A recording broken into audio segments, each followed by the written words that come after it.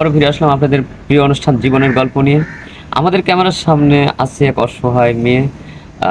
তার কাছ থেকে জানতে চাই তার জীবনের গল্প। আপু, আসসালামু আলাইকুম, কেমন আছো? ওয়ালাইকুম আসসালাম। ভালো আছি। আপনারা কেমন আছেন ভাইয়া? আলহামদুলিল্লাহ, ভালো আছি। আপু, তোমার নাম কি? আমার নাম আশা। তোমার নাম আশা। তোমার জন্মস্থান কোথায়? বগুড়া জিগাতলি গ্রাম। বগুড়া জিগাতলি গ্রাম। তোমার ফ্যামিলিতে কে কে আছে? শুধু মা আছে আর একটা বোন, বাবা মারা গেছে। তোমার বাবা মারা গেছে, তোমার মা, তুমি আর তোমার বোন। হ্যাঁ। আচ্ছা, তোমার মা কি করে? পরের বাড়ি কাজ করে দুইটা বোনকে মানুষ করছে। আচ্ছা। এভাবে চলতেছে। আচ্ছা, তোমার কি বিয়ে শাদী হয়েছিল? বিয়ে হয়েছিল, স্বামী হচ্ছে নেশাখোর, মদ গাঁজা খায়, মারধর করে। তো বর্তমানে আমার মায়ের ঘরে ফেলে রেখে চলে গেছে। সে ডিভোর্স দিয়ে দিছে। ডিভোর্স দিয়ে দিয়েছে? জি।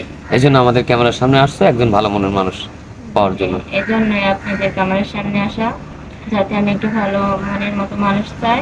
হ্যাঁ, ওরকম কাউকে পেলে আর কি জীবন সাথী বানাতে চাই। জীবন সাথী বানাতে হবে। অর্থাৎ তোমার মা পরের বাড়ি কাজ করে, তোমারও বিয়ে দিছিল। হ্যাঁ। বিয়ে দিছিল যে মেয়ে সুখে শান্তিতে থাকবো, কিন্তু তার হইলো না।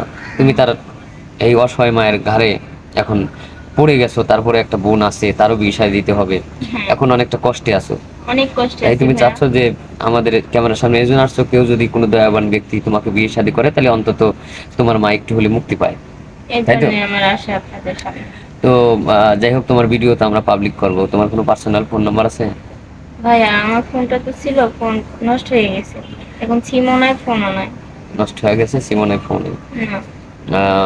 তো ঠিক আছে, তোমার ভিডিও আমরা পাবলিক করতেছি। যদি কোনো দয়াবান ব্যক্তি কেউ থেকে থাকে, যদি তোমাকে বিয়ে শাদী করতে চায়, তাহলে অবশ্যই আমরা তোমাকে জানাবো। তো সুপ্রিয় দর্শক, শুনলেন, মেয়েটার কোনো পার্সোনাল ফোন নাম্বার নাই, খুবই অসহায়, বাবা নাই, মা আছে, মা পরের বাড়ি কাজ করে, এখনো একটা ছোট বোনের বিয়ে হয় নাই।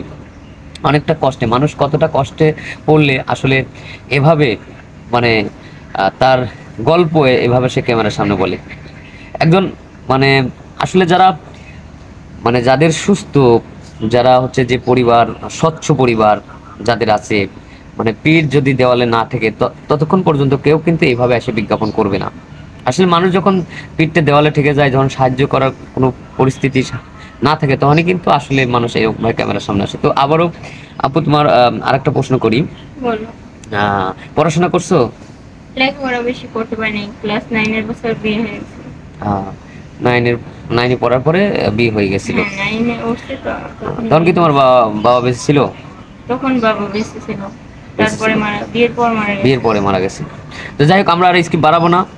তো যদি কোনো ভাই যদি এই মেয়েটাকে পছন্দ করে থাকেন, এই অসহায় মেয়ের যদি দায়িত্ব নিতে থাকেন, তাহলে আমাদের নম্বর দেওয়া থাকবে স্ক্রিনে।